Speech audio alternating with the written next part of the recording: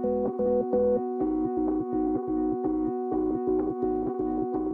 m'appelle Yann Ferguson, je suis sociologue, donc je vais vous parler d'intelligence artificielle sans équation, sans mathématiques.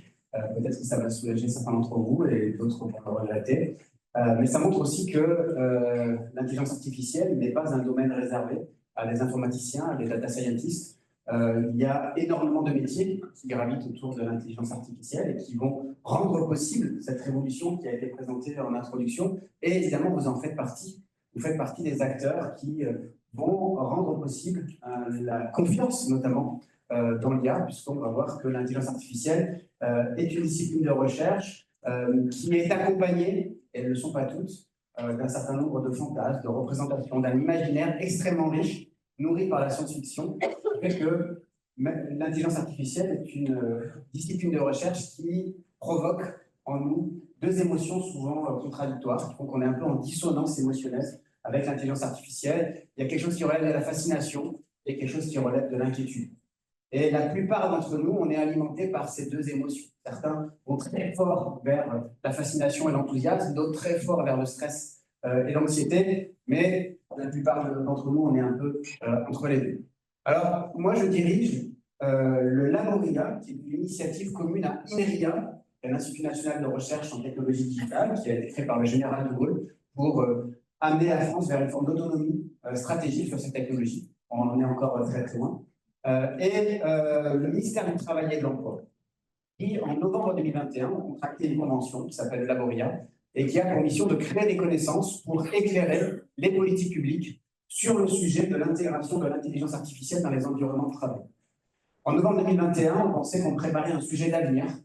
Un an plus tard est arrivé l'IA générative sous la forme d'une application grand public, ChatGPT, et ce qui était un pas de temps de 5-10 ans est devenu tout de suite, maintenant, ça prend l'eau un peu de partout.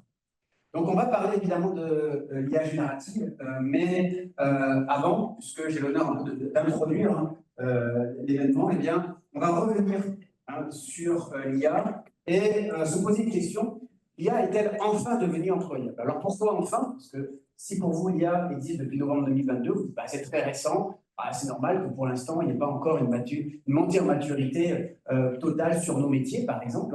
Mais en fait, l'intelligence artificielle, c'est beaucoup plus ancien que ça.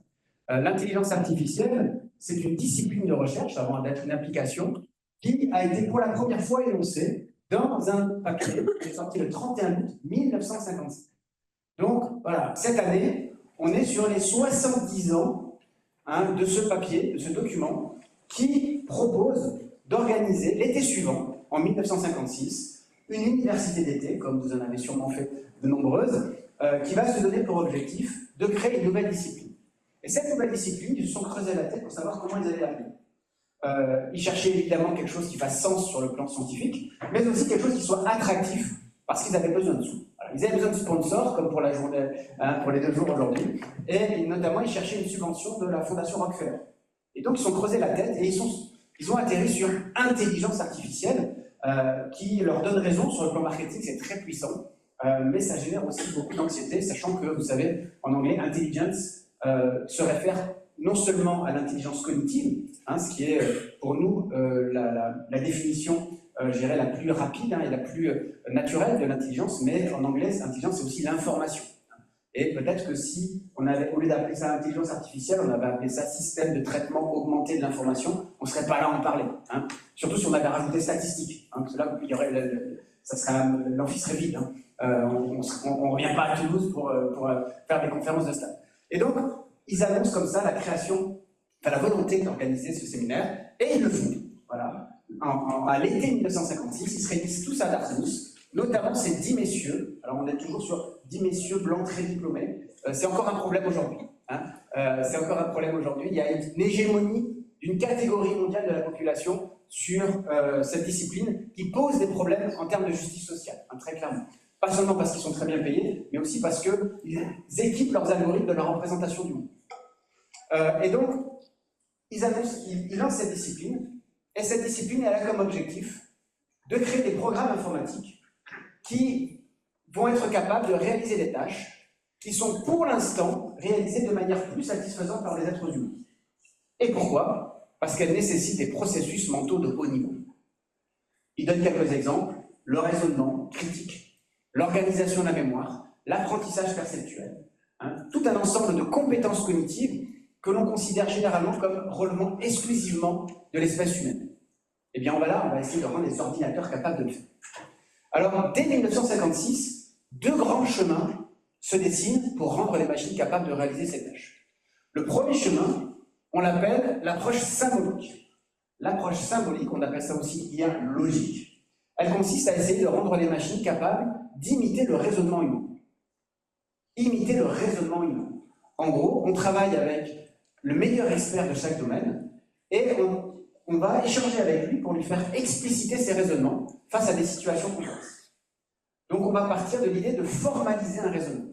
Une fois qu'il est formalisé, eh bien, on va le reformaliser, on va le retraduire dans le langage informatique pour rendre les machines capables de reproduire ce raisonnement en situation et potentiellement de rendre une personne qui ne dispose pas elle-même de ces raisonnements capable de réaliser des tâches qu'elle ne pourrait pas réaliser seule.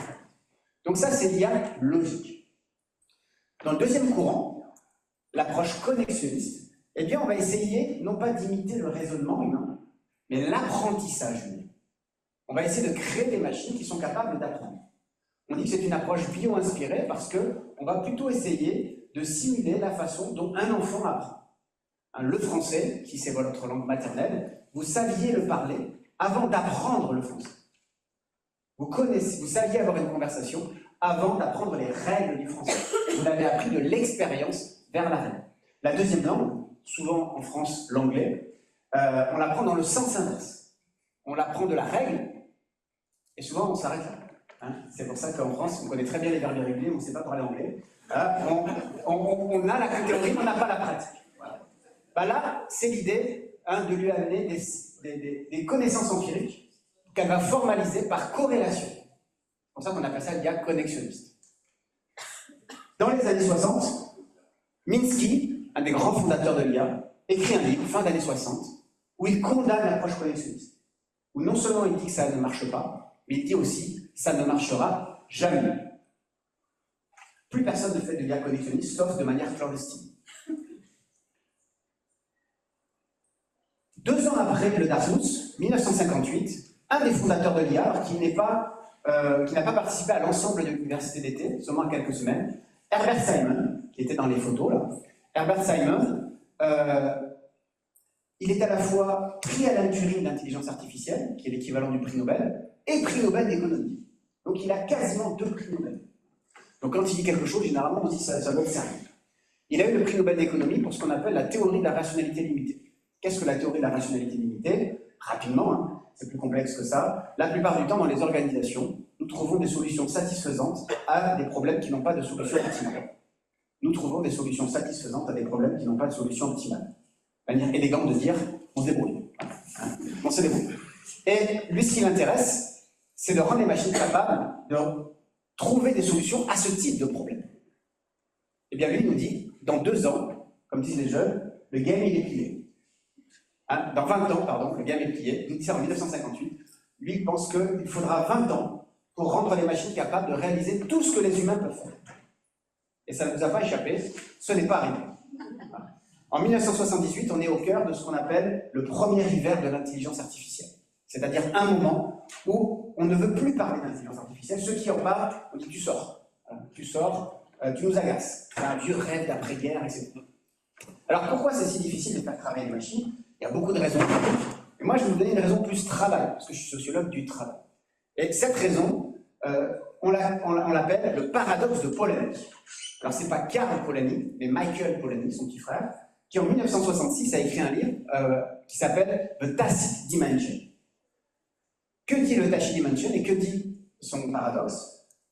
Nous en savons plus que nous sommes capables d'en dire. Nous en savons plus que nous sommes capables d'en dire. Prenez votre meilleur avocat expert d'un domaine, vous lui dites, mais comment tu fais? Eh bien, comme dirait Anne Romanoff, désolé pour les plus jeunes, il ne vous dit pas tout. Voilà, il ne vous dit pas tout. Il faut avoir quelques vivements dimanche au compteur pour... Il ne vous dit pas tout. Pourquoi il ne vous dit pas tout? Parce qu'il ne sait pas qu'il le sait. Et le paradoxe de Polanyi va encore plus loin. Plus on est bon, moins on sait ce que l'on sait. ceux qui savent, tout ce qu'ils savent, ici, c'est ceux qui sont encore en école. Vous allez avoir le diplôme, et quand vous allez rentrer dans le métier, vous serez des débutants. Et pourtant, vous savez tout ce que vous savez. C'est quoi un expert? Un expert, c'est quelqu'un qui sait combler le gap entre ce qu'on apprend à l'école et la vraie vie.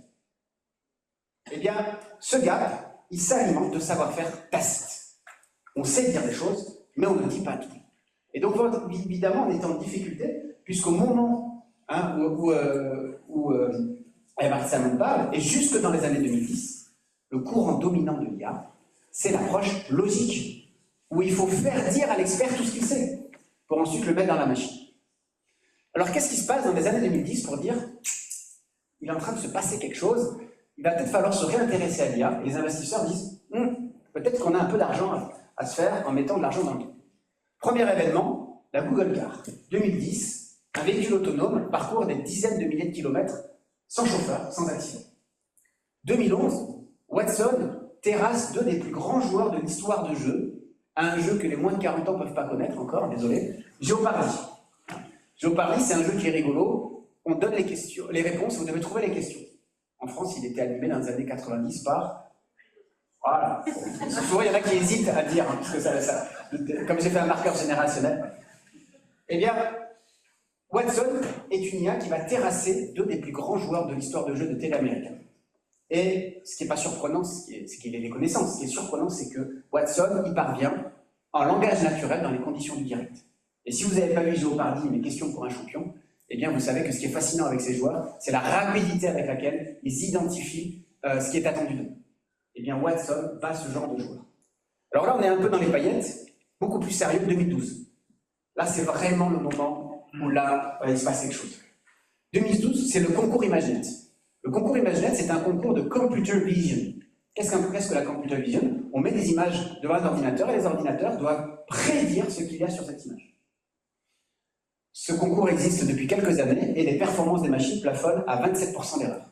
En 2012, Geoffrey Hinton, qui est au milieu, qui a eu le prix Nobel de physique en fin d'année dernière, qui est considéré comme un des 3 parrains de l'IA moderne avec Yann Lequin et Joshua Bengio, eh bien, arrive avec une équipe d'étudiants et ils font 17% d'erreur. C'est un peu comme si votre record au marathon, entre 2 marathons, eh bien, il baissait de 30 minutes. Voilà. C'est énorme comme gamme. Et ce qui est encore plus déroutant, c'est qu'ils utilisent la technologie condamnée dans les années 60, c'est-à-dire les réseaux de neurones profonds. C'est ce qu'on a appelé la revanche des neurones. L'année suivante, tout le monde fait du deep learning. Quel est le point commun sur ces 3 expériences? La machine a été capable de résoudre des tâches que nous ne sommes pas capables de formaliser. Nous ne savons pas formaliser l'ensemble des situations que peut rencontrer un véhicule. Nous ne savons pas formaliser comment apprendre à parler. Nous ne savons pas formaliser comment reconnaître des images. On sait formaliser comment reconnaître des images, mais ce n'est pas comme ça qu'on reconnaît des images. Et donc, quand vous avez une tâche que vous n'êtes pas capable de décrire, mais vous avez les données qui caractérisent cette tâche, eh bien, la machine construit ses propres règles d'or, ses propres règles par corrélation statistique entre les données pour résoudre le problème. Avec un problème, c'est que la recette qu'elle a trouvée, elle ne vous la donne pas. C'est le problème de la boîte noire, qui va poser plein de problèmes, notamment sur l'utilisation de l'IA, d'automatisation de décisions de justice, puisque c'est une boîte noire. Donc l'IA peut bosser, en tout cas on va la mettre, et il y a beaucoup d'expérimentation, mais les choses ne se passent pas comme prévu. Vous vous souvenez, 2010, Google Car, 2011, Watson, 2012, concours ImageNet, 2013, 2 économistes d'Oxford nous annoncent que 47% des emplois américains se situent dans une probabilité haute d'automatisation d'ici 10 à 20 ans, en raison de ces progrès. Là, on a commencé à trembler. Un emploi sur 2 serait menacé de disparition. On nous dit ça en 2013. Alors comment ils arrivent à ce chiffre effrayant? C'est très théorique, très élégant, mais très spéculatif. D'abord, ils sont allés dans les laboratoires et ils ont regardé ce que les machines étaient capables de faire. Et ils ont analysé la maturité de ces technologies, c'est-à-dire le time to market. À quel moment elles vont arriver sur le marché? Deuxième chose, ils ont fait une nomenclature des incompétences de l'IA à 20 ans. Ce que l'IA ne sait pas faire, selon eux, à un niveau satisfaisant, au moins dans les 20 années à venir. Ils ont appelé ça, attention, les goulets d'étranglement à la frontière technologique. Bottleneck to automation. En anglais, c'est plus chic, ça va plus vite. Et puis ensuite, troisième temps, ils ont regardé dans une nomenclature de compétences américaine, qui s'appelle la base honnête, quel était le degré d'exposition des métiers aux incompétences de l'IA. En gros, plus votre métier mobilise les incompétences de l'IA, moins il est exposé à l'IA. Moins votre métier mobilise les incompétences de l'IA, plus il est exposé à l'IA. Alors, quelles sont les incompétences de l'IA? D'abord, la perception et la manipulation, la dextérité des doigts, des mains, travailler dans des positions inconfortables, dans des espaces exigus. Mon plombier, par exemple. Voilà. Penser et bouger. Alors là, j'ai fait un anachronisme, c'est pas très scientifique. ChatGPT n'existe pas en 2013, mais c'est un constructeur immobilier qui a habillé son bâtiment de cette publicité et ChatGPT finit ce bâtiment. Vos compétences sont obligatoires. Manière de dire, ChatGPT, ça ne concerne pas tout le monde. Et nous, ça ne nous concerne pas sur notre geste de constructeur. Peut-être que sur la gestion d'entreprise, un peu plus. Deuxième limite, c'est là que vous commencez à voir que cette étude a vieilli.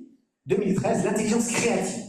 Alors la créativité, c'est pas uniquement au sens artistique, c'est à chaque fois que vous devez vous adapter, à chaque fois que vous devez résoudre un problème, parce qu'il n'y a pas de solution sur étagère. Et bien là, vous êtes peu exposé à l'IA. Troisième étape, troisième limite de l'IA, l'intelligence relationnelle. Écouter, persuader, négocier, comprendre les autres, prendre soin des autres. Plus votre métier mobilise ses compétences, moins vous seriez exposé à l'IA. Alors le graphique star de cette étude, c'est celui-ci. Du côté des très exposés, parce qu'en abscisse, vous avez le ratio de tâches exposées. Quand vous êtes à plus de 70% de tâches exposées, vous êtes très concerné par l'automatisation. Les transports, parce qu'ils sont persuadés que le véhicule autonome, en 5 ans, c'est réglé. Voilà. 2025, ça devait être l'arrivée en France des véhicules autonomes de niveau 3. Niveau 3, c'est conduite autonome sur autoroute. On n'est pas encore. Voilà. C'était l'annonce du rapport Villani 2018. Production, administration, vente, service. Pourquoi? Parce qu'on estime qu'il y a une faible prévalence des incapacités de l'IA et généralement une forte prévalence des routines dans ce métier. Parce que dans les années 2010, on disait plus vous avez des routines, plus vous êtes exposé à l'IA. Du côté des peu exposés, médecins, sauf quelques exceptions comme radiologues, tout ce qui est métier, les médecins d'imagerie, art éducation, ingénierie, management. Pourquoi? Parce qu'ils mobilisent beaucoup les incapacités de l'IA. Pour la France, le cabinet Roland Berger avait dit c'est 42%. C'est beaucoup. C'est un peu le début d'une forme de panique, et c'est le début de mon job, comme quoi la panique des uns fait le bonheur des autres. On nous appelle un peu les monétiseurs de l'angoisse, mais voilà, à un moment, il faut mettre des chercheurs et des experts sur le sujet. 10 ans plus tard, on reprend notre voiture à voyager dans le temps, l'OCDE, 2023, fait une nouvelle étude qui ressemble un peu à la première. Ils vont regarder les 10 applications de l'IA qui ont connu les progrès scientifiques les plus significatifs sur la période 2010-2015. La reconnaissance des pistes musicales instrumentales, on pense à Shazam, la reconnaissance du langage, traduction, jeu de stratégie abstraite, modélisation du langage, réponse à des questions visuelles, reconnaissance d'images, génération d'images, compréhension de la lecture et jeux vidéo en temps réel. Voilà les 10 applications scientifiques sur lesquelles l'IA est le plus avancé. C'est un peu éclectique, mais quel est le fil rouge? L'OCDE nous dit que contre toute attente, l'IA a beaucoup plus progressé sur les tâches cognitives, non répétitives. Ça, c'est la première question. Deuxième question, qu'est-ce que ça veut dire en matière de compétences? Sur quelles compétences d'adulte l'IA a-t-elle le plus progressé? Là, l'OCDE ne va pas reprendre la base honnête, parce qu'ils estiment que c'est un biais américain trop fort. Ils vont prendre l'enquête PIAC, qui est une enquête mondiale sur les compétences des adultes, qui est renouvelée régulièrement. Donc, sur quelles compétences d'adultes l'IA a-t-elle le plus avancé? L'ordonnancement de l'information, la capacité d'un adulte à organiser l'information selon une règle définie en avance, la rédaction d'un commentaire d'arrêt. La mémorisation, qui n'est pas la mémoire brute, mais la mémoire persistante, celle qui permet le raisonnement. La vitesse de perception, la vitesse avec laquelle un adulte identifie des similitudes et des différences dans des ensembles de données. La vitesse de structuration, la vitesse avec laquelle un adulte est capable d'identifier des unités de sens recherchées dans des grands ensembles de données. Et la flexibilité de structuration, c'est cette même capacité, mais à l'intérieur de données qui sont masquées par des données distrayantes. Vous avez énormément de documentation, mais il y en a qui n'ont rien à voir avec le sujet. Voilà sur quoi l'IA a le plus progressé. Troisième question. Sur quoi l'IA a-t-elle le moins progressé sur cette période? La stabilité membrane, la résistance, la force statique, la force dynamique et la force du trou. L'IA a beaucoup avancé dans l'abstraction et dans les concepts, Mais dès lors qu'il faut engager le corps dans un environnement matériel et physique, dans des espaces contraints, c'est beaucoup plus compliqué. Les machines peuvent bouger, les machines peuvent, entre guillemets, penser, ou en tout cas faire comme si, mais penser, bouger, c'est encore très compliqué. C'est-à-dire exactement la compétence qui, pour nous, est la plus simple. Tout simplement parce qu'on a un héritage biologique. Pendant des milliers d'années, nous avons été un animal qui a résolu des problèmes en courant dans la forêt. Et c'est une des raisons pour laquelle, quand vous êtes coincé cognitivement dans votre bureau et que vous rentrez chez vous, eh ben ça se décoince dans la voiture.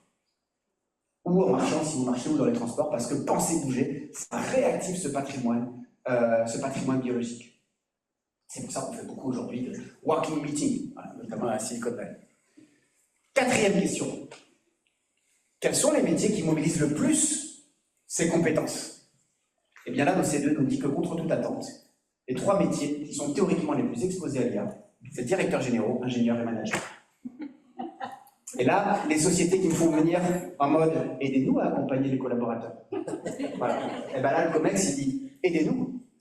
Voilà.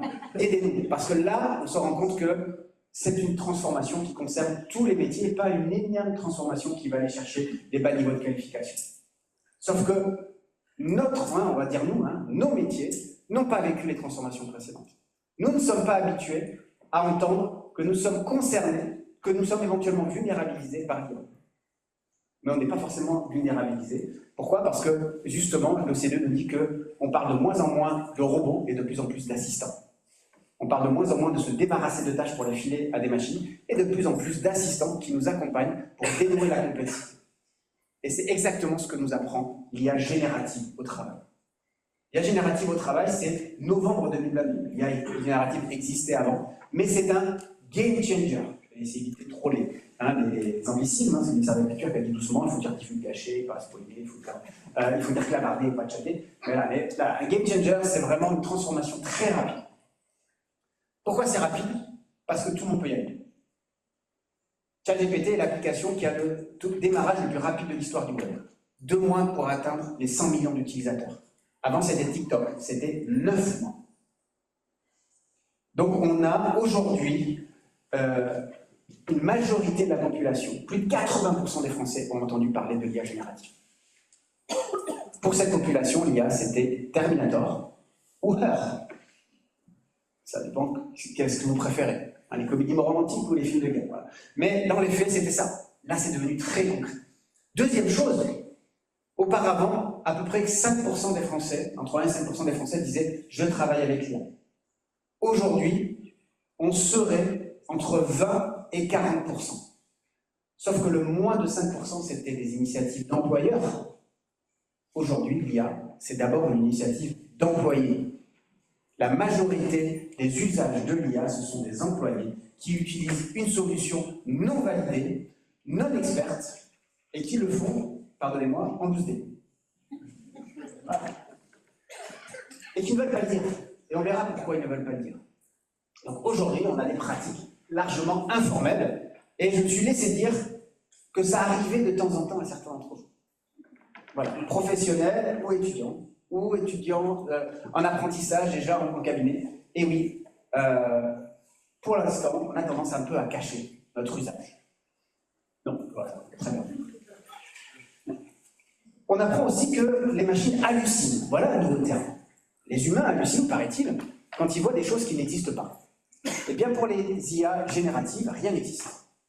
Les IA gèrent des chiffres. Et elles ne relient pas le signifiant au signifié. Elle ne relie pas le mot à la chose ou au concept, à l'idée que ça désigne. C'est pour ça que les premières hallucinations étaient très spectaculaires, même si depuis celle-ci ne marche plus. On a demandé à ChatGPT quelle est la différence entre les œufs de poule et les œufs de vache. Limite, ChatGPT nous a traités d'idiots. Évidemment, les œufs de vache sont plus gros. Ils n'ont pas la même couleur. Voilà, parce que tu n'as pas des questions plus intelligentes à me poser. Et évidemment, aujourd'hui, si vous lui posez, il dira ah, on m'a déjà fait le coup et ça y est, je sais. Voilà. Mais ça continue à halluciner. Et un confrère, victime d'hallucination aux États-Unis, bien connu, Maître Schwartz. Maître Schwartz défendait un client qui avait pris le chariot de l'hôtesse de l'air dans le genou. Et il avait très mal, il voulait attaquer la compagnie. Maître Schwartz lui a dit ok, pas de problème. Hop, le client est parti. ChatGPT, est-ce que c'est une vraie affaire? Est-ce qu'il y a une jurisprudence? ChatGPT, hop, il a sorti une liste d'arrêts. hop, convoqué, radié du barreau, cet arrêt était complètement inexistant. Et l'avocat a dit, autant pour moi, je ne savais pas que ça pouvait se tromper. C'était très plausible.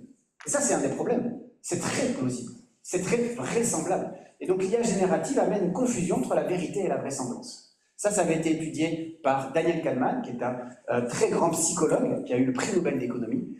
Il avait fait une expérience, je vais la faire avec vous, si vous la connaissez, ne divulgâchez pas, s'il vous plaît. Combien d'animaux de chaque espèce Moïse avait-il embarqué sur son arche? Il a pris un public aussi important que vous, même plus, et 80% des gens ont dit, bah 2, un mâle et une femelle. Et 80% des gens n'ont pas entendu que dans l'énoncé, c'était l'arche de Moïse, et non l'arche de Noé. Et je soupçonne que certains d'entre vous, comme moi, se sont fait prendre. Voilà. Pourquoi? Parce que si j'avais dit combien d'animaux de chaque espèce Goldorak a-t-il embarqué sur son arche, vous auriez dit, ça y est, Ferguson, il faut qu'il aille boire un café. Et en fait, non, ça se ressemble, c'est vraisemblable, Moïse, c'est de la Bible. Et donc, nous sommes très confondus lorsque les choses sont très, très vraisemblables et cohérentes, mais fausses.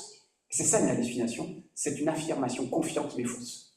Et comme les cordonniers sont les plus mal chaussés, j'ai été pris, moi, non pas sur le texte, qui est mon métier, mais sur l'image, qui est moi mon métier. J'ai utilisé une IA générative pour faire des PowerPoints, et elle a illustré avec cette image. Je lui avais demandé de faire une image de travailleur de l'IA, inclusive, qui mélangeait les gens, les personnes de minorité visible, etc.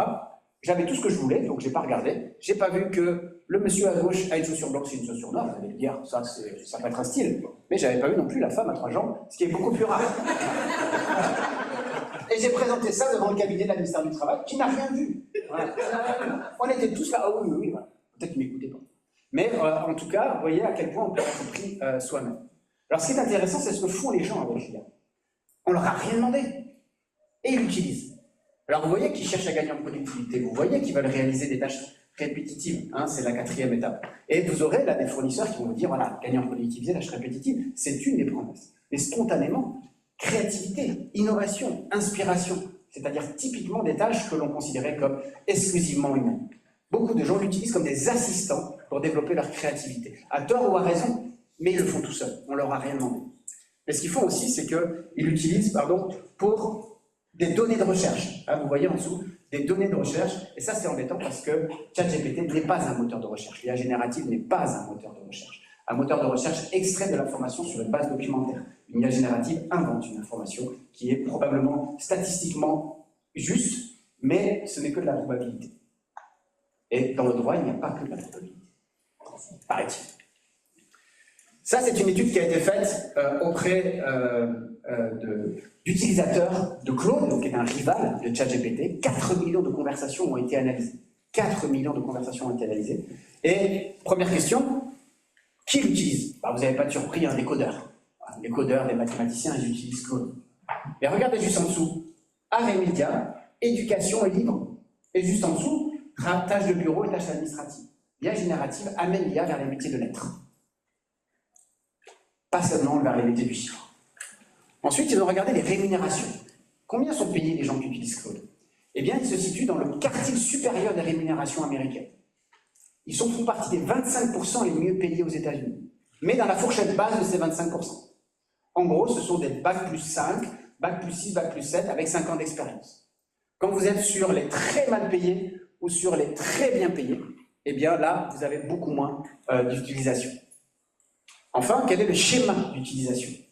Eh bien, vous voyez qu'à 57%, ce sont des schémas augmentatifs. J'utilise l'IA pour dénouer la complexité. Et à 43%, des schémas d'automatisation. Je me débarrasse de tâches que je n'ai pas envie de faire. Donc, vous voyez comment l'IA générative, l'usage spontané de l'IA générative semble valider la thèse de l'OCDE, selon laquelle l'IA est davantage dédiée, notamment générative, à des métiers comme les nôtres, des métiers de l'intelligence, des métiers de l'être, des métiers de réflexion, de résolution de problèmes. Ça, c'est une étude qui a été faite, qui est sortie en mars 2025, qui montre que 45% des utilisateurs français utilisent l'IA, 45% c'est le nombre d'utilisateurs français qui utilisent l'IA générative, c'est 13% de plus qu'en 2024. Là, vous voyez ceux qui craignent une trop forte dépendance aux entreprises étrangères, ceux qui pensent que c'est un enjeu de taille sur les droits d'auteur, et ceux qui sont inquiets des risques de sécurité. Vous voyez que l'IA générative, c'est les jeunes. Voilà, 80%, 85% des 18-24 ans sont utilisateurs. 85% des 18-24 ans sont utilisateurs, seulement 31% pour les 35 ans et plus. Ça fracture les collectifs de travail. Et 43% des utilisateurs de l'IA générative les utilisent dans un cadre professionnel. 29% disent qu'ils ont un gain de productivité et d'efficacité supérieur à 40% avec l'IA générative. Ça, c'est une étude qui a été faite dans les grandes écoles parisiennes. Grandes écoles, on est dedans là. 99% d'utilisateurs, 92% d'utilisateurs réguliers, 65% disent que la présence de l'IA générative est un critère important pour choisir leur premier employeur. Ils s'attendent à ce qu'il y ait l'IA générative chez leur employeur. 51% disent qu'ils auraient du mal à s'en passer. Je vous ai dit qu'on cachait son usage. Quelles sont les raisons pour lesquelles on cache son usage? C'est une étude internationale, mais qui a un volet français. Être perçu comme un tricheur. Être perçu comme un incompétent. C'est la raison pour laquelle ceux qui l'utilisent ne le disent pas. Et ceux qui sont très compétents disent qu'ils n'ont pas besoin de l'utiliser. Puisqu'ils sont très compétents. Et être perçu comme un feignant. Il n'y a pas que le résultat qui compte dans le travail, il y a aussi les efforts.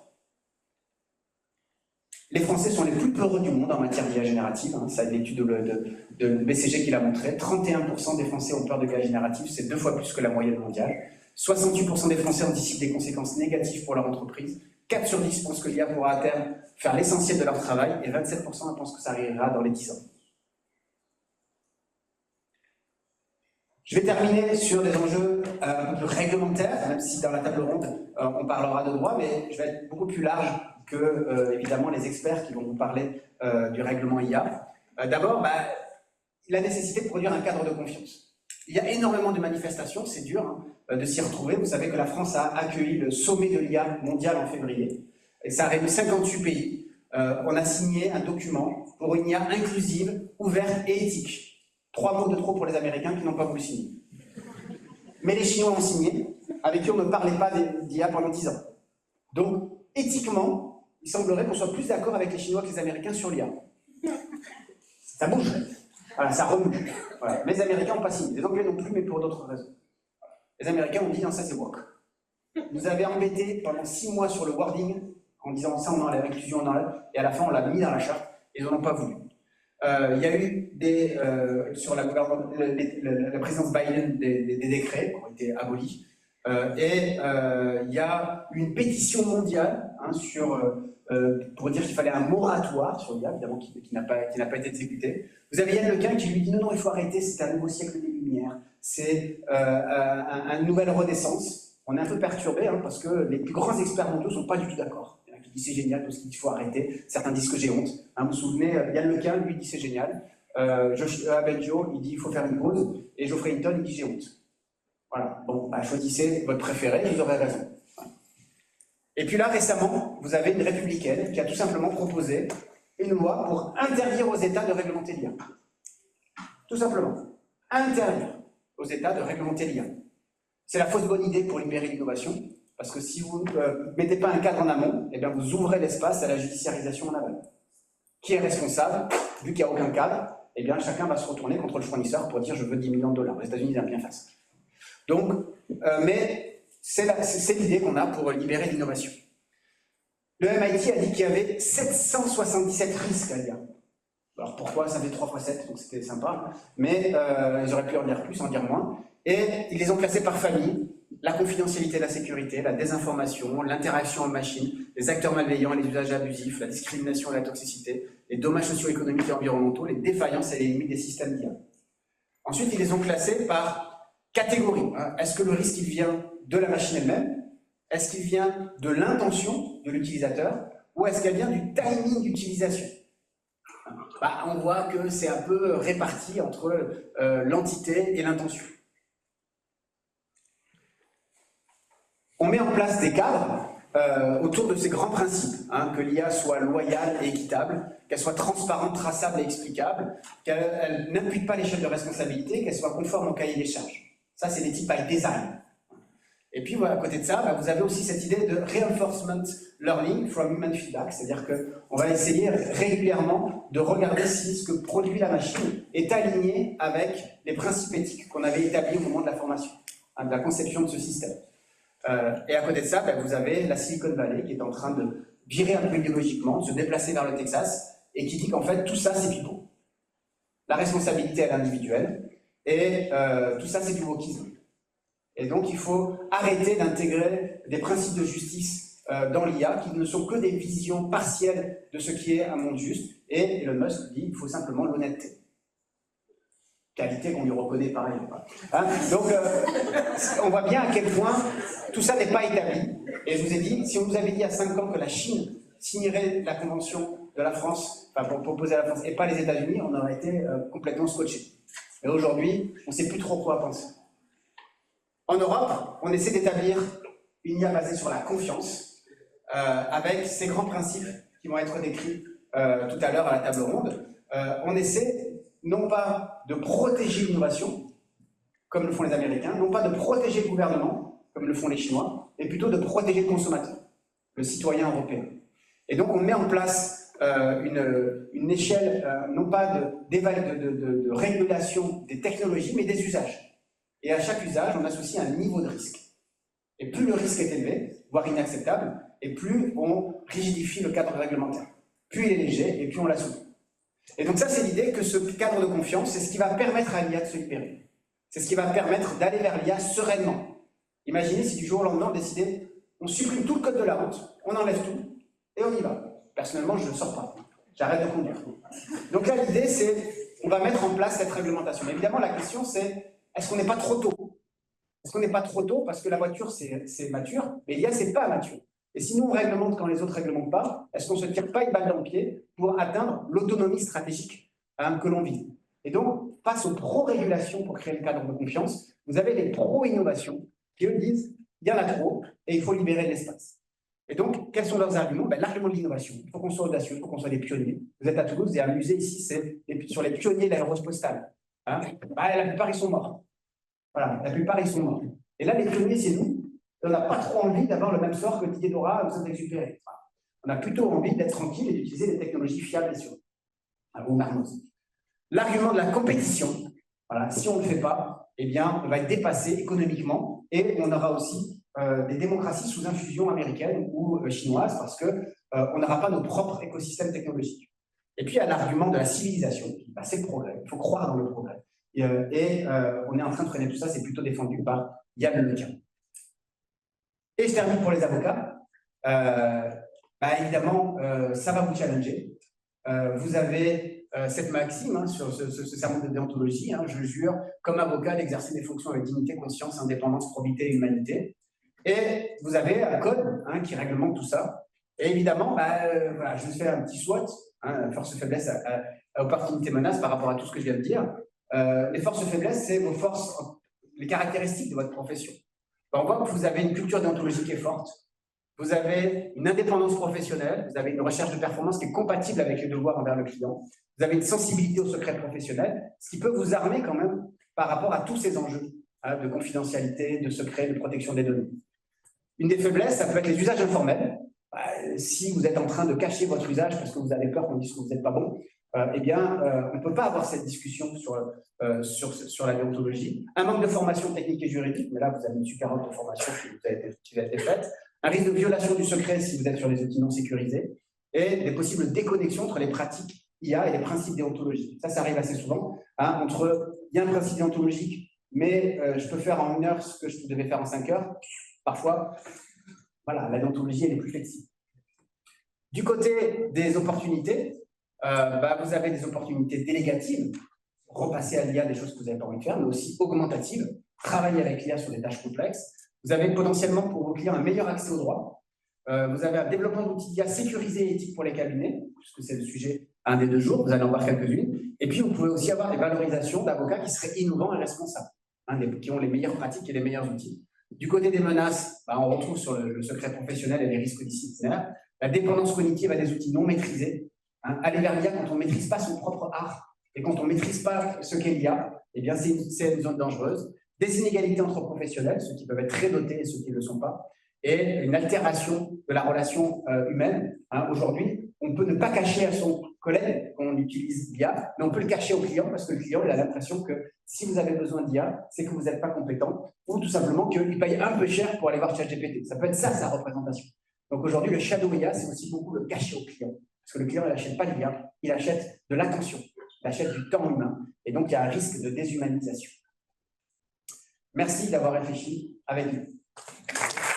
Peut-être, Madame la vice-présidente, une première réaction sur ce thème. Je me suis noté quelques questions, mais je préfère vous laisser la liberté de réagir à ce que nous voulons entendre.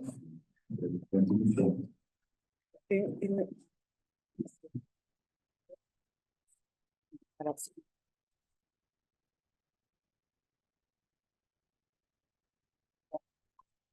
c'est bon? Non.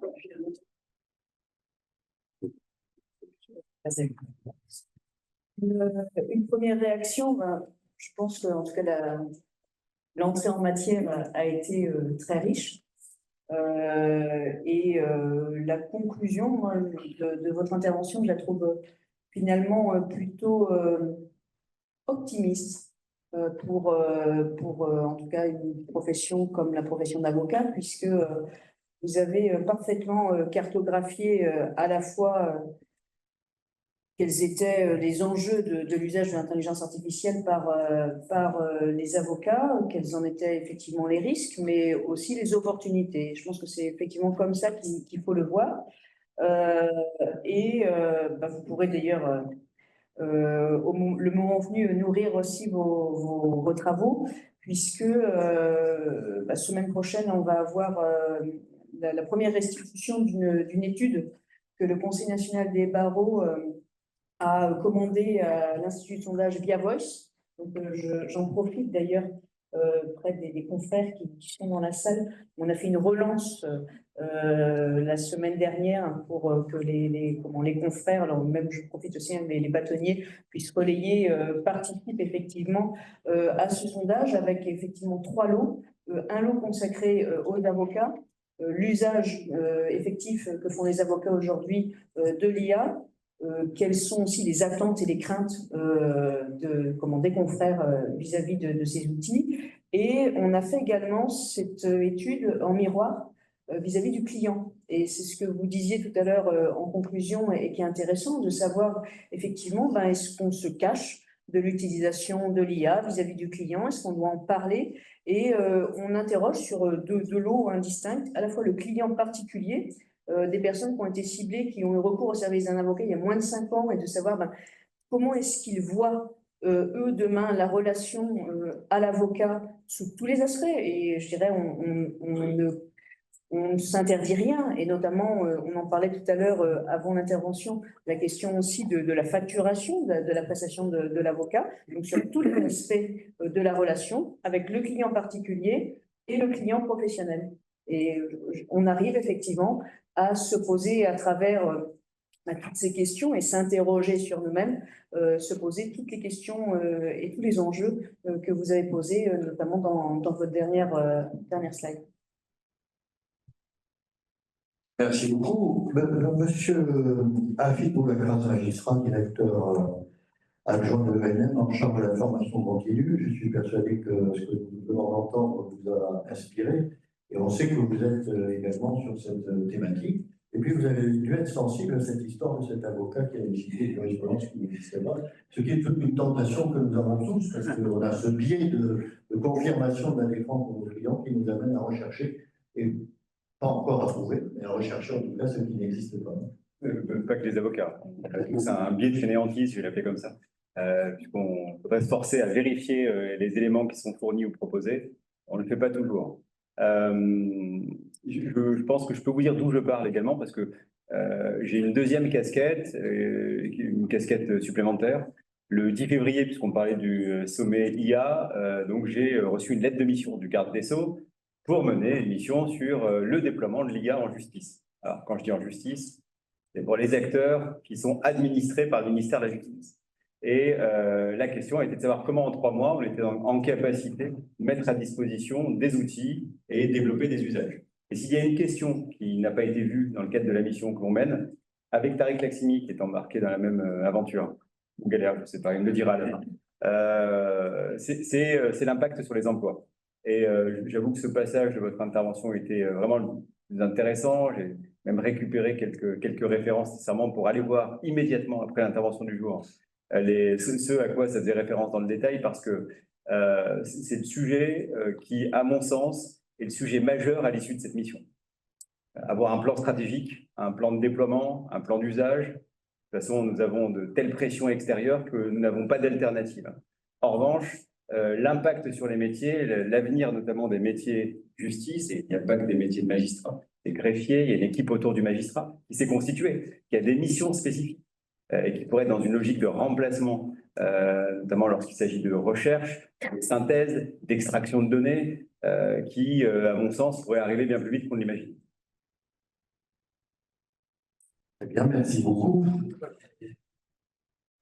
Monsieur Tariq Alzini, agrégé de faculté de droit, toujours travaillant avec l'ENM, votre réaction, s'il vous plaît. Merci. Ce sur quoi je voudrais, merci beaucoup déjà pour votre intervention. Ce sur quoi je voudrais rebondir, premièrement, c'est l'articulation protection contre innovation. À quoi je peux ajouter conformité contre responsabilité, parce que du point de vue de l'universitaire, quand on analyse le règlement sur l'intelligence artificielle et tout le paquet numérique européen, on peut constater qu'il y a une nouvelle manière de faire du droit, donc les magistrats et les avocats nécessairement vont être confrontés à ce règlement sur l'intelligence artificielle. Et ce n'est pas quelque chose qu'on a l'habitude de voir. Si je fais un parallèle, pas pour faire de l'histoire, mais vraiment pour comprendre de quoi je parle, quand on a eu la révolution industrielle, ce sont les juges qui, s'emparant de l'article 1384, alinéa 1 ancien, ont créé toute la responsabilité du fait des choses, qui ensuite s'est déclinée en produits défectueux, en responsabilité pour les accidents de la circulation, pour les accidents du travail. C'est parti d'un texte de loi que la jurisprudence a interprété et qui a accompagné par la doctrine. Là, on était sur de la responsabilité. Avec le règlement sur l'intelligence artificielle, il n'y a pas de responsabilité, c'est un outil réglementaire de conformité. On prétend, à tort ou à raison, on verra si on y arrive, avant même, et vous parliez de maturité, vous avez raison, avant même que l'outil soit pleinement mature et déployer toutes ses potentialités dans le monde réel, on prétend l'encadrer et l'enfermer dans un outil normatif, sans parler de responsabilité, puisqu'encore une fois, en matière d'IA, il n'y a pas d'outil de responsabilité. Il y a peut-être la directive sur les produits défectueux, mais elle n'est pas tout à fait, on va dire, pleinement comprise en ce sens. Enfin, sans rentrer dans le détail de considérations techniques, ce n'est pas l'enjeu ici.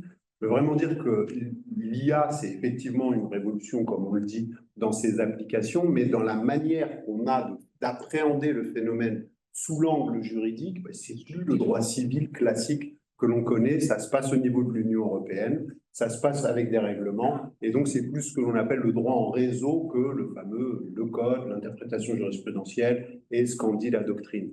Là, c'est la commission, c'est les autorités, c'est le dialogue horizontal sans considération de responsabilité. Donc pour les avocats et futurs avocats, et là je parle sur l'aspect contentieux et pas l'intégration de l'outil dans nos pratiques, il y a un nouveau mode de faire du droit. Alors ce n'est pas spécifique à l'IA, c'est spécifique au paquet européen. Mais ça se traduit un petit peu dans la responsabilité, c'est la conséquence, c'est le corollaire de la liberté, mais on n'est pas dans cette logique. Là, on est dans l'amont, on anticipe, on veut guider les acteurs, parce qu'on y arrivera. C'est sous cet angle-là que votre intervention m'est parue intéressante à approfondir d'un point de vue juridique. Parmi les atouts que vous avez mis en avant tout à l'heure, il y a cet atout, on a échangé là-dessus, cet atout générationnel de ces jeunes que nous recrutons au sein des écoles d'avocats, qui constituent les forces vives de la profession en devenir, et qui sont très perméables à ces outils, à cette technologie, qui ont une grande ouverture. Comment on peut optimiser cet atout sans s'exposer à des choses qui donnent des difficultés à ce moment? Pour moi, ce qui est intéressant, c'est d'organiser ce que j'appelle, ce que d'autres appellent et que moi je réactualise, des conflits de qualité. C'est quoi un conflit de qualité? Ce n'est pas un conflit qui est basé sur un débat violent, etc. C'est un débat contradictoire sur ce qu'est le bon travail. Et c'est très important d'avoir ce genre d'échange parce que le bon travail a deux vertus. il est bon pour l'employeur, mais il est bon pour l'employé aussi. Il est bon pour celui qui le réalise. Toutes les études montrent que le bien-être au travail naît du sentiment de faire un travail de qualité. Seulement, l'excellence, le très bon travail, il ne va pas de soi, il ne s'identifie pas de lui-même. Et il a besoin d'un échange entre pairs. Un des problèmes de cet usage junior de l'IA, c'est pas d'utiliser l'IA, c'est que souvent, il se fait en colloque singulier. Il se fait seul, un peu honteusement, avec un sentiment d'être autonomisé. Moi, j'ai beaucoup échangé avec des jeunes professionnels qui disent « je me fais senioriser par lui ». Vous voyez, aujourd'hui, on va beaucoup vous parler d'assistant, mais normalement, l'assistant n'est pas votre senior. Vous avez la main et il vous assiste. Et en fait, on me dit « mais je me fais senioriser », c'est-à-dire je viens me réassurer parce que je suis en phase d'apprentissage, je ne suis pas sûr de moi, je me réassure. En fait, qu'est-ce qui me réassurait auparavant? C'était de dialoguer avec quelqu'un de plus expérimenté. Celui qui est plus expérimenté, il a presque l'excès inverse. Je n'ai pas besoin d'IA. Moi, je suis un bon. Voilà, j'ai des expériences. Quelque part, je n'en aurais pas besoin.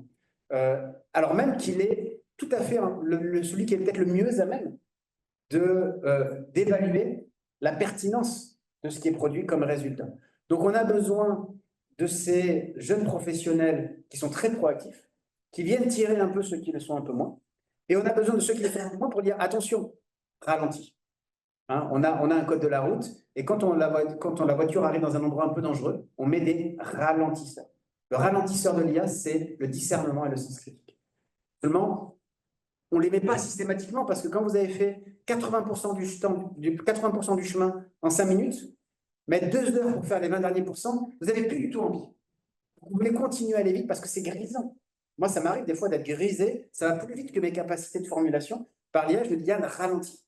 Là, ça va trop vite pour toi, tu vas faire une erreur. Et donc, il faut se mettre en place les ralentisseurs. Et les ralentisseurs, ça peut être le dialogue entre pairs. C'est celui qui permet de construire un débat collectif sur qu'est-ce qu'être un bon professionnel quand on utilise l'IA.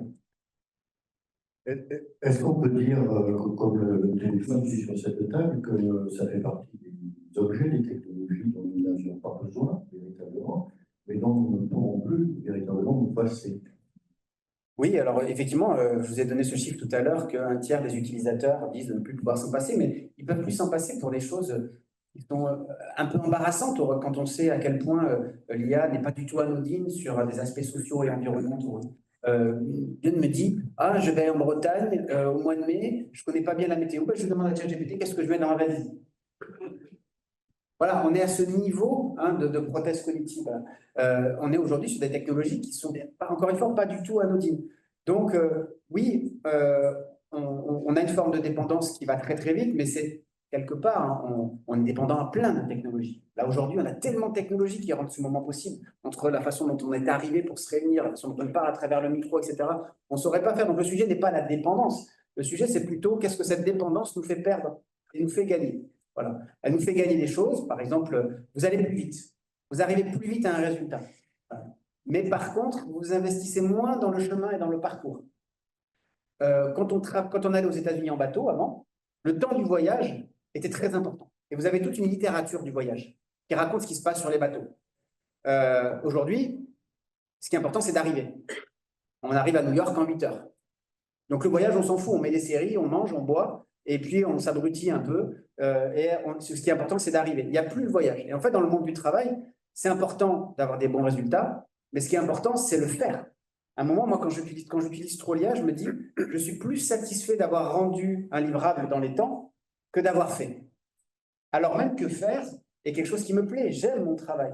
Donc, à un moment, je me dis, est-ce que je ne suis pas en train d'être mon propre bourreau sur mon bien-être au travail? Donc, je me dis, attention, il y a des choses sur lesquelles tu vas mettre de l'IA parce que le livrable, c'est vraiment la satisfaction. Et il y a des choses sur lesquelles tu vas tout simplement accepter de prendre plus de temps que tu en mettrais avec l'IA, parce que là, tu vas construire quelque chose de plus fort, un lien plus intime entre le sujet, qui est celui qui travaille, et l'objet du travail. Voilà. On a besoin de temps en temps de dire « c'est moi qui l'ai fait », au sens de la signature.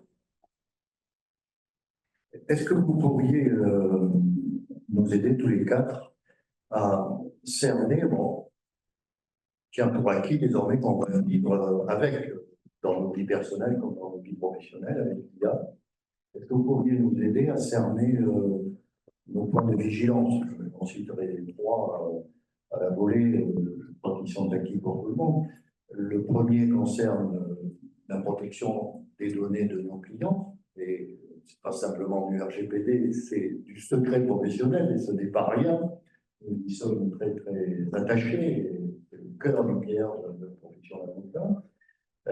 C'est également la capacité que nous avons ou pas d'authentifier les résultats que nous obtenons, les profits que nous pouvons tirer de cette utilisation.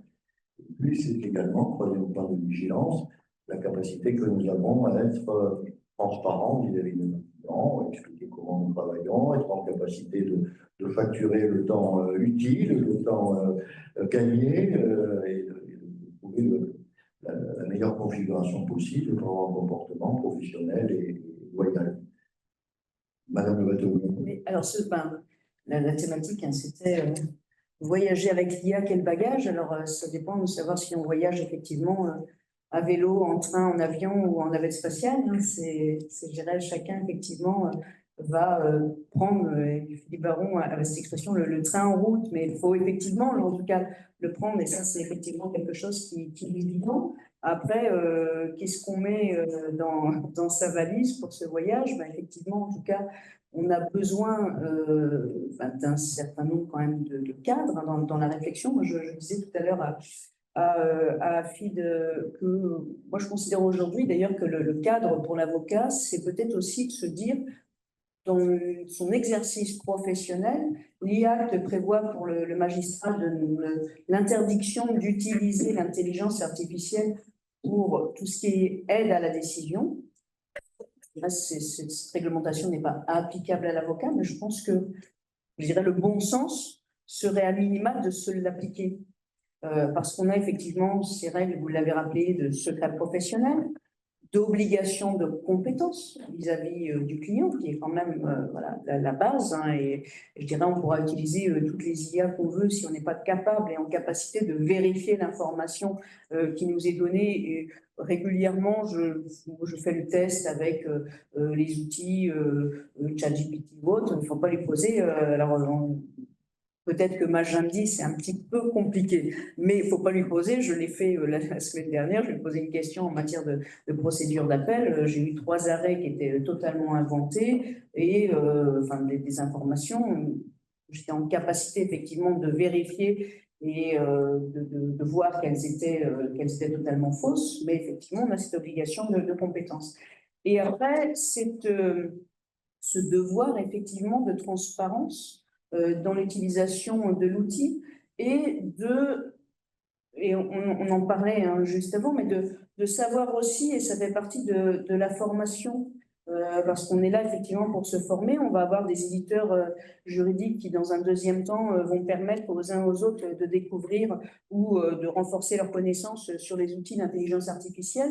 Et ce qui est important et ce que l'on voit, et c'est ce qu'attendent aussi d'ailleurs les confrères à juste titre, c'est d'avoir un accompagnement aussi de l'usage. C'est-à-dire que quand on voit, et je vois Gilles et Clémentine qui m'avaient gentiment invité à leur journée à l'EFB, où il y avait eu toute une journée un peu sur ce mode aujourd'hui avec plénière, et puis ensuite découverte des outils.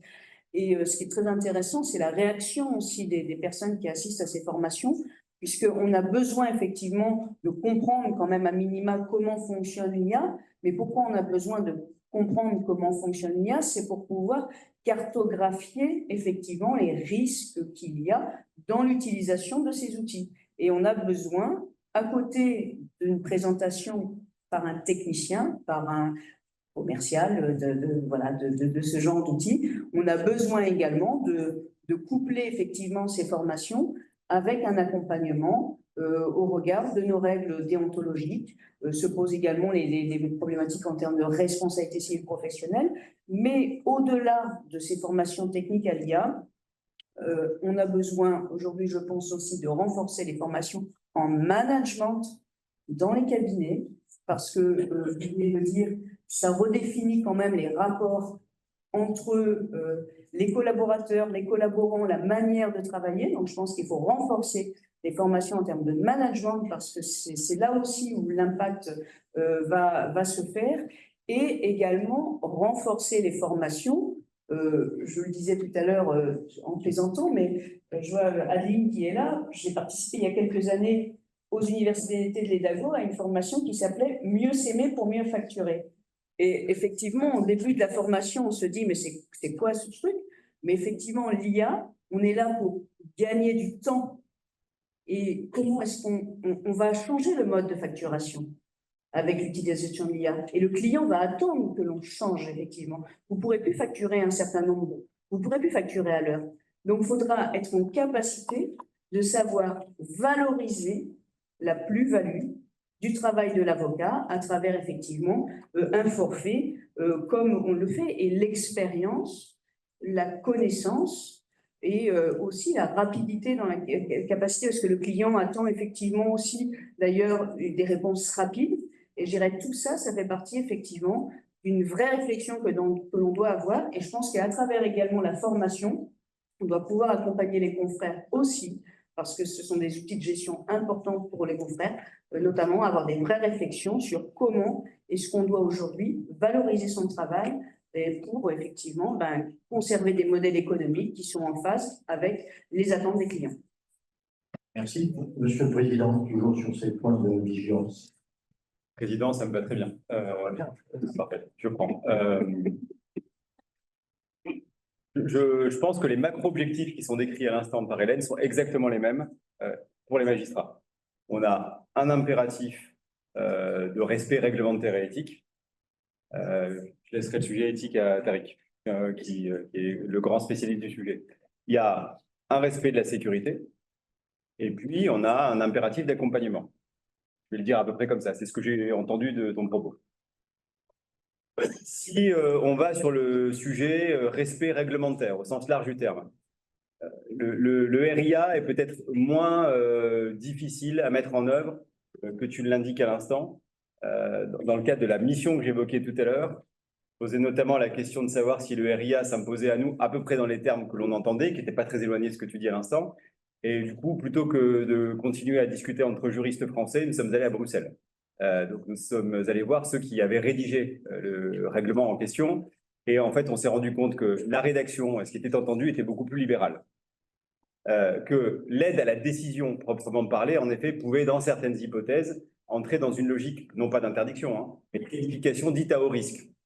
Haut risque, ça veut dire quoi? Ça veut dire que lorsque vous êtes utilisateur, vous devez être en capacité ou avoir l'assurance que l'outil que vous utilisez, vous le connaissez, vous le comprenez, vous le supervisez. En gros, vous savez comment la machine fait des liens. Pas comme on le ferait dans un cerveau, c'est pas possible. Quand je vous regarde et que vous dialoguez avec moi, que je discute, je ne sais absolument pas quelles sont vos connexions neuronales. Je ne rentre pas dans ces détails-là. Pour autant, j'arrive à comprendre les raisons qui vous conduisent à me donner finalement le fruit de votre pensée, a fortiori pour un juriste. Je comprends que vous faites référence à une loi, je comprends que c'est un syllogisme qui vous conduit à avoir un raisonnement, et je comprends, parce que vous parlez en français, dans un français normalement que je comprends, le résultat final de votre réflexion. Donc, c'est à peu près ces étapes-là qu'il faut réussir à entendre. C'est à peu près ce que dit le règlement sur l'intelligence artificielle. Donc ça, va falloir le respecter. Pour autant, et c'est ce que dit Bruxelles à ce moment-là, c'est que les étapes qui sont décrites dans le RIA, la recherche, la préparation du dossier, c'est-à-dire la synthèse possible, et en fin de parcours, l'aide à la rédaction et l'aide à la décision, ne justifient pas à elles seules, chacune de ces étapes, qu'on entre dans une qualification d'IA à haut risque. Ça veut dire quoi, pour résumer? Ça veut dire qu'on n'est pas obligé de mettre ceinture et bretelles en termes de supervision si nous faisons en sorte, en qualité de magistrat, d'utiliser l'IA sur chacune de ces étapes. Et en fin de parcours, imaginons que j'utilise l'IA pour le full package, pour l'ensemble. Ce que ça dit, le règlement IA, ça dit que je dois simplement utiliser un outil que je suis en capacité de comprendre et de superviser. Et vous allez voir pourquoi. C'est-à-dire que si je suis capable, en qualité de magistrat, de savoir quelles recherches j'effectue, quels documents je synthétise ou je lis, quels éléments de la procédure j'extrais, quelles écritures je compare, en fin de parcours, quel texte me permet d'avoir un syllogisme et une décision, ben, je dois être capable de retrouver chacune de ces étapes dans un outil. Si j'en ai l'assurance, pas de sujet. Tant que magistrat, je supervise mon propre raisonnement. Je dois être sûr que je suis capable de superviser le raisonnement d'une machine. Si je suis capable de le faire, je peux utiliser l'IA. Donc, il y a un impératif réglementaire, il y a un respect, mais pas du tout une impossibilité. Le sujet éthique, je l'ai promis, je le laisse à Tarek. Deuxième sujet, je te laisse. Non, vas-y. Oui, à deux voix, c'est super, vas-y. Je voulais, effectivement, sur le sujet éthique, au niveau du règlement sur l'intelligence artificielle, juste expliquer qu'on flotte un petit peu entre le droit souple et le droit dur. Un coup, on laisse les acteurs s'approprier les questions éthiques. Un coup, on couple ça dans un outil normatif aujourd'hui, le règlement sur l'intelligence artificielle. Mais fondamentalement, on nous dit protéger les droits, enfin, respecter les droits fondamentaux, lutter contre les biais, la transparence, lutter contre la discrimination, etc. Et par rapport à l'utilisation de l'IA, si on parle de la transparence, c'est peut-être sur cet aspect-là qu'il faudrait travailler. Et ça rejoint aussi les questions de formation qu'on se pose à l'université. Et ça rejoint les préoccupations des avocats et des magistrats. C'est pas tant la question de l'assistant ou du mentor que la question de savoir que reste-t-il pour l'étudiant. Qu'est-ce qu'on apprend à l'étudiant? On lui apprend le droit, à charge pour lui ensuite de superviser la machine ou autre. On lui apprend le droit à travers la machine. Et cette seconde option, en tout cas pour l'instant, en l'état des discussions que je peux avoir avec les collègues, on n'a pas trop d'outils qui permettent de remplacer le raisonnement juridique. Si l'étudiant n'est pas bon, sa copie ChatGPT, elle sera très bien écrite, mais elle ne sera pas bonne. Si l'étudiant est bon, sa copie sera très bien écrite, mais en plus, le raisonnement sera bon. Donc, on est à ce stade où on se dit que la transmission, pour l'instant, elle ne doit pas tant changer que cela, si ce n'est qu'il y a cet outil supplémentaire qui vient s'y ajouter. Et ça rejoint cette question de la supervision qui est au centre du règlement sur l'intelligence artificielle, parce que le contrôle humain fait partie de cet aspect des États. Je rebondirai sur vos réponses. Vous aurez la position de supervision sur les points de vigilance. Je rebondirai sur vos réponses qui sont très intéressantes. Alors, deux niveaux. Le premier niveau par rapport à l'usage de l'IA lorsqu'on est encore en apprentissage. C'est important. Aujourd'hui, si on veut noter une métaphore, je dirais que l'IA générative, c'est quelque chose qui va très vite, qui est une fiabilité loin d'être idéale et une sécurité qui est pas non plus idéale. Ça ressemble un peu à une Formule 1. Une Formule 1, c'est une voiture qui va très très vite. Mais fiabilité, c'est souvent qu'il y a des pannes et que ça y a de la casse, etc. Sécurité, au moindre petit truc, vous partez dans le décor. On l'a confié à qui cette Formule 1? Pas à moi. Voilà, on l'a confié aux meilleurs pilotes du monde, les gens qui ont le meilleur temps d'exécution décision. Voilà. Et le risque aujourd'hui, c'est de donner des Formule 1 à des personnes qui n'ont pas encore les compétences de pilote. Et donc, on doit réfléchir sur l'introduction de l'IA dans la formation des avocats, mais en termes de fenêtre d'apprentissage. Et c'est vrai à l'école, comme c'est vrai après dans l'apprentissage du métier. Il y a des moments où c'est dangereux d'aller trop vite. On regarde des compétences que l'on a. Et donc, il faut construire un chemin d'apprentissage qui tient compte du fait que les meilleurs avec l'IA sont les meilleurs pilotes. Et donc, ça veut dire qu'à un moment, il ne faut pas aller tout de suite sur des compétences IA, mais vraiment sur des compétences, des gestes professionnels emblématiques de votre profession qui vont faire qu'après, derrière, vous êtes des bons conducteurs. Il faut connaître ce que c'est l'IA, ses limites, etc. Mais être sensibilisé, acculturé, mais à un moment accepter cette frustration de ne pas aller très vite. Ensuite, si on a des outils qui sont RIA compliant, ça y est, ils ont le label, ils ont passé les tests, etc. Aujourd'hui, on est en train de mettre en place les crash tests de l'IA, les centres d'homologation, d'autorisation de mise sur le marché. Malgré tout, dans l'usage, en aide à la décision, non pas en automatisation de la décision, parce que là, on n'y est pas là encore, même s'il y a des expérimentations. Il y a 3 biais que le médiateur de la République a mis en avant sur des usages, encore une fois, de technologie homologuée. Le biais d'automatisation consiste à faire davantage confiance dans une machine que dans son propre jugement, et parfois par excès de prudence. J'ai l'impression que ce n'est pas ça, mais j'ai l'impression aussi que les conséquences, pour moi, seront moins graves si je me trompe parce que j'ai suivi la machine que si je me trompe parce que je n'ai pas suivi la machine. Et donc, dans le doute, je préfère un biais d'automatisation. Il y a aussi le biais d'ancrage. Le biais d'ancrage, c'est le fait que, oui, je n'utilise pas l'IA pour tout faire, mais pour le premier brouillon. Sauf qu'une fois qu'on a le premier brouillon, on pense à l'intérieur du cadre qui a été défini par ce premier brouillon. Et donc, on n'a pas forcément encore exploré tout ça. Le premier brouillon a un effet d'ancrage dans le raisonnement. Et la troisième chose, c'est le biais de confirmation. Hein, on va être davantage enclin à suivre des recommandations parce qu'elles nous confortent dans notre raisonnement, dans notre besoin immédiat, sachant qu'il y a un énorme biais dans l'IA de type génératif, c'est que les questions que vous posez sont souvent liées au problème que vous voulez résoudre. Et donc, la façon dont vous le posez va poser déjà un biais dans le raisonnement de l'IA. Donc, il y a un effet d'écho dans l'utilisation de l'IA, notamment génératif, c'est que souvent, ça crée, ça nous conforte dans notre idée de base. Donc, il y a une vraie réflexion à avoir. Avoir des IA homologuées, c'est très bien. Ce n'est pas pour autant que ça retire le besoin de compétences et la prise de recul nécessaire à l'utilisation. Oui, je rebondis sur vos réponses. La première consiste à dire qu'on peut utiliser l'IA à partir du moment où on est en capacité de dire comment la machine fonctionne et comment elle est arrivée à telle ou telle conclusion. Si j'ai bien compris, les constructeurs d'intelligence artificielle eux-mêmes arrivent au constat assez fréquent de dire « mais je ne comprends pas comment la machine a pu me donner cette réponse ». Il n'était pas concevable qu'elle puisse répondre à cette question, et elle le fait pourtant. Donc, ça, c'est un sujet qui nous challenge, pour utiliser un mot que je n'aime pas particulièrement. Et la deuxième question est relative à ce que vous disiez, monsieur le professeur, de vos étudiants, en disant un mauvais étudiant ne fera jamais une bonne copie. Aussi, si j'ai bien compris cette matière, le danger de l'IA, c'est que ça rend les médiocres moyens. Et comment distinguer les moyens parmi les moyens, y compris ceux qui, au départ, étaient médiocres et font une utilisation optimale de leur point de vue de l'IA. Voilà les deux questions, les deux relances que je vous offre respectivement.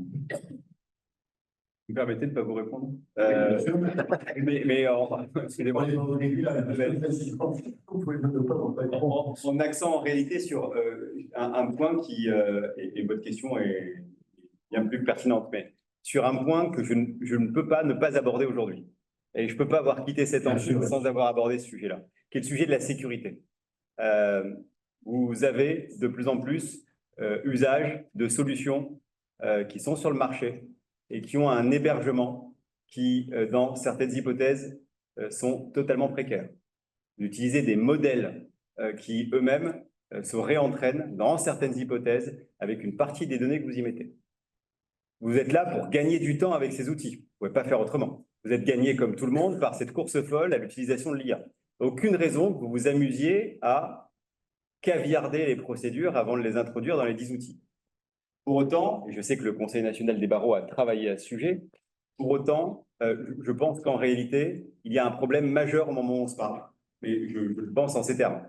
Et pour cause, c'est qu'on a vraiment instruit le sujet en ces termes et que la préconisation qu'on va faire pour les magistrats est principalement d'avoir l'assurance d'un hébergement qui est qualifié par l'Agence nationale de sécurité des systèmes d'information.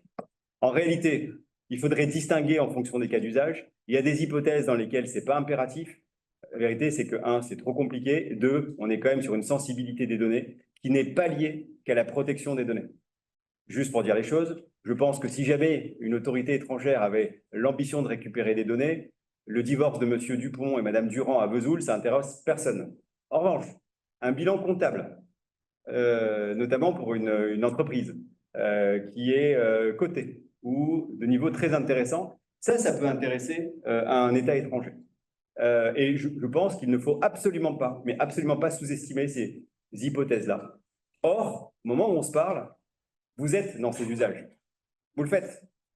Donc, je le dis pour une raison simple, c'est que, et ce sera dans le rapport que l'on rend, nous appelons à une réflexion qui, cette fois-ci, est commune, globale, pour être sûr que le marché offre des solutions qui sont réellement sécurisées à ce titre-là. Vous ne pouvez pas faire autrement.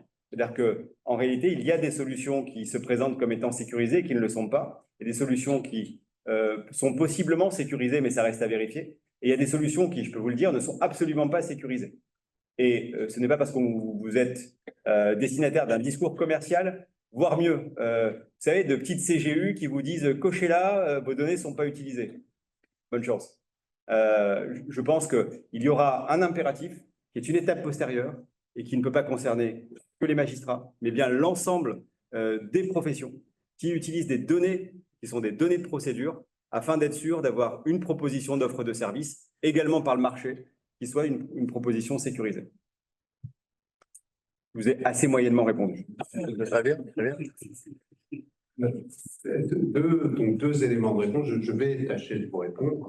Le premier, c'est sur effectivement la sécurité et la souveraineté, le mot a été utilisé. Ça dépasse largement et cette table ronde et même la profession d'avocat et de professeur, mais les infrastructures d'Internet déjà sont pas souveraines. Donc à partir du moment où on n'a pas les infrastructures souveraines, ça va être très compliqué de parler de protection des données, de parler d'hébergement, etc., etc. Sans parler des data centers, l'infrastructure d'Internet, les données qui partent d'Europe en Asie, il y en a plus de 90% qui transitent par les États-Unis. Donc à partir de là, la souveraineté, elle concerne le politique, le géopolitique et les infrastructures. Peut-être une autre question ou pas, puisqu'on parle de bagages, donc le bagage, le futur, peut-être qu'il faut penser à ces questions et ne pas en parler, mais c'est l'oublier. Et sur la formation, donc pour revenir à notre occupation quotidienne et répondre à votre question plus directement, je crois qu'on a été un peu forcé, je ne sais pas ce qu'il en est dans les écoles, et ce qu'il en est à l'ENM, grâce à AFID, mais en tout cas, à l'université, on a été aussi beaucoup forcé à changer les modalités d'exercice. Et dès lors que l'étudiant est tout seul, libre avec son ordinateur, c'est sûr que c'est un peu plus difficile d'aller détecter. Mais même comme cela, on voit que le raisonnement est pas forcément...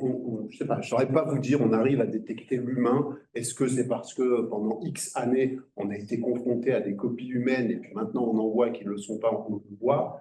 Mais on arrive à détecter la part de l'étudiant quand de la part de copies 100% ChatGPT. Mais l'aménagement des exercices d'évaluation, c'est ici qu'on arrive à détecter. Puis l'évaluation suprême, ça reste l'oral. Quand la personne est en face de nous, elle peut difficilement se cacher derrière un algorithme. Prêcher dans une église de convaincus. Ils avaient l'incarnation, mais ils avaient l'oralité. Monsieur Ferguson. Alors d'abord, sur cette question surtout sur cette question de l'explicabilité de la boîte noire, les créateurs de systèmes ne savent pas eux-mêmes comment ils ont arrivé à ce résultat. Ça fait un peu mal à la tête et c'est inquiétant. Voilà, c'est inquiétant. En gros, on met en place des architectures qu'on appelle des réseaux neuronaux qui vont se distribuer la tâche.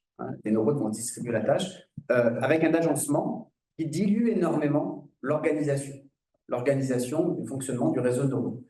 Et comme c'est très dilué, on n'arrive pas à le tracer et on a du mal à le restituer. Ça, c'est ce qu'on appelle l'interprétabilité. Et c'est comment arrives-tu à ce résultat?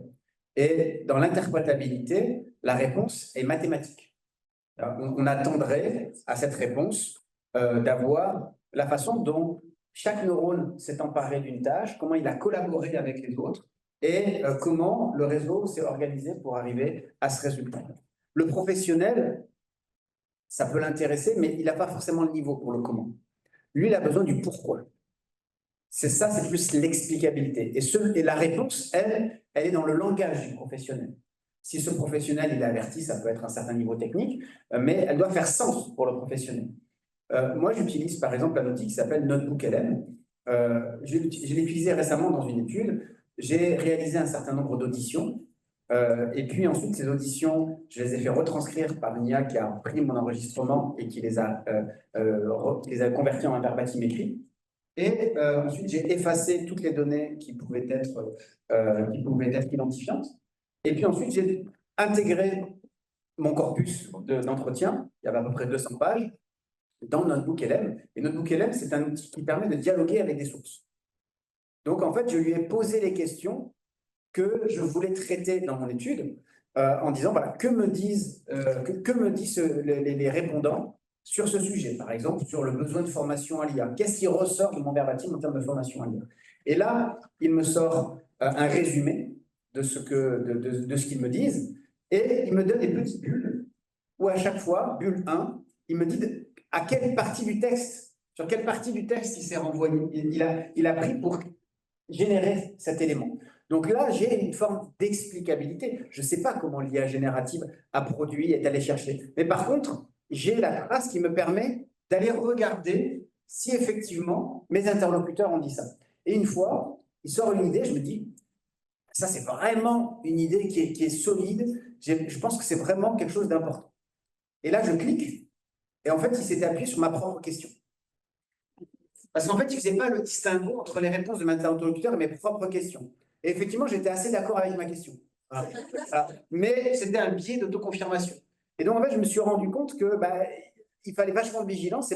Et le problème de ces systèmes qui sont explicables, il y a Notebook Lab, il y a aussi Perplexity. Perplexity, il cite ses sources, on dit c'est vachement bien. Vous savez que Le Monde vient de sortir un outil de dialogue avec ses articles, avec Perplexity. Et le problème de Perplexity, c'est qu'on s'est rendu compte qu'on avait davantage confiance. Ah, il cite ses sources, donc il est bon. Mais on ne va pas vérifier les sources, qui souvent elles-mêmes sont faibles. Voilà, Perplexity s'appuie toujours sur une source, c'est vrai. Mais la source, elle, n'est pas toujours très solide. Donc, il faut aussi aller vérifier la source. Voilà. Ce n'est pas parce qu'il cite ses sources qu'il est meilleur que les autres. Il nous donne juste un moyen d'aller vérifier. Voilà. Et parfois, la source, oui, elle a dit ça. Parfois, non. Parfois, en fait, on regarde la source et on voit que ça n'a rien à voir avec ce qui a été dit. Donc, il faut vraiment faire attention avec tous ces systèmes. Il y a l'explicabilité, il y a l'interprétabilité, et puis il y a aussi après, je dirais, notre déontologie qui nous amène à toujours s'assurer que ce que l'on développe est solide. Merci beaucoup. Vous avez également objectivé le fait que plus un individu est expert dans sa discipline, et moins l'apport de l'IA est important. Si j'ai bien lu, si j'ai bien compris, et ça rejoint ce constat sur lequel j'ai souhaité vous faire réagir tous, sur le fait que le médiocre est ramené à la moyenne par Alors, c'est vrai que le médiocre ou celui qui est en cours d'apprentissage, on va être charitable, très vite, il a un résultat moyen. Qu'est-ce que ça veut dire? Ça veut dire que le moyen aujourd'hui n'a plus aucune valeur. Hein, on parlait de bien s'aimer pour bien facturer. Le moyen aujourd'hui, ça n'a pas de valeur. Très vite, on peut y accéder, etc.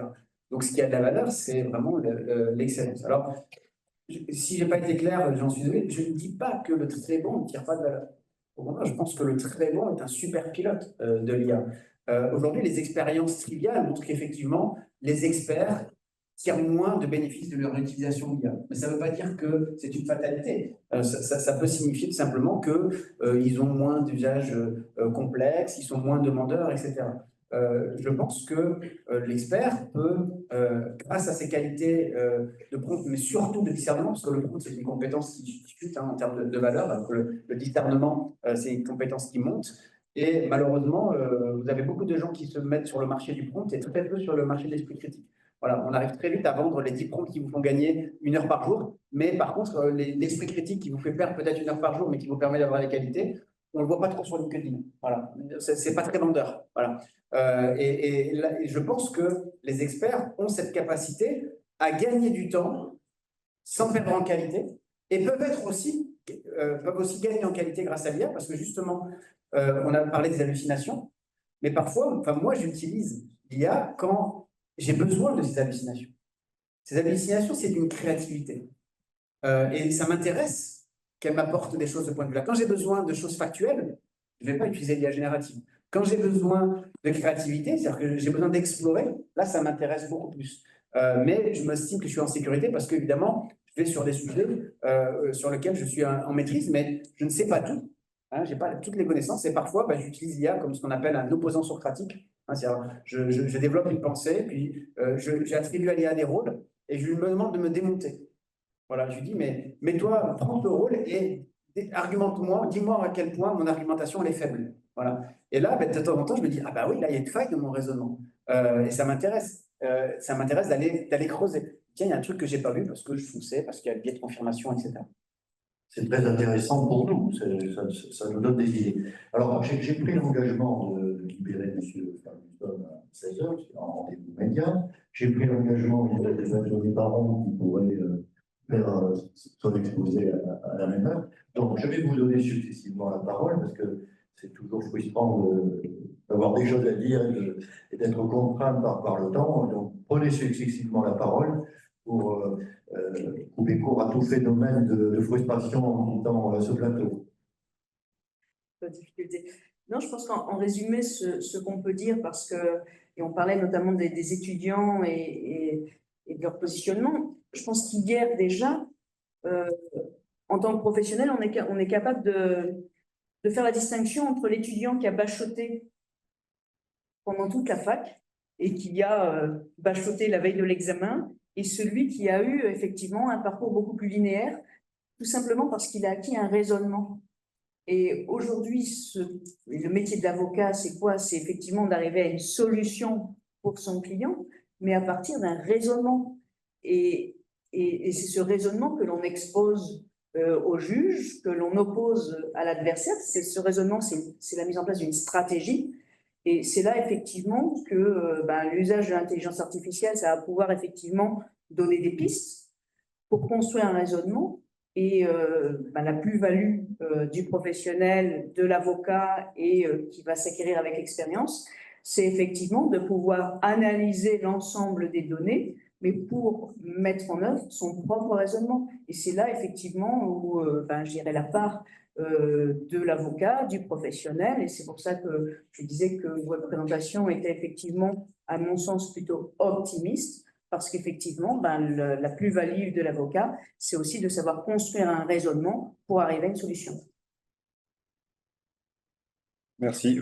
Pour filer ma dernière intervention, parce que je suis le militant du jour, je nous invite collectivement, Conférence nationale des bâtonniers, CNB, autres professions, le jour où je les croiserai, et puis magistrats, à réfléchir très concrètement et le plus rapidement possible aux conditions qui assurent une forme de sécurité à l'ensemble de l'utilisation de nos procédures.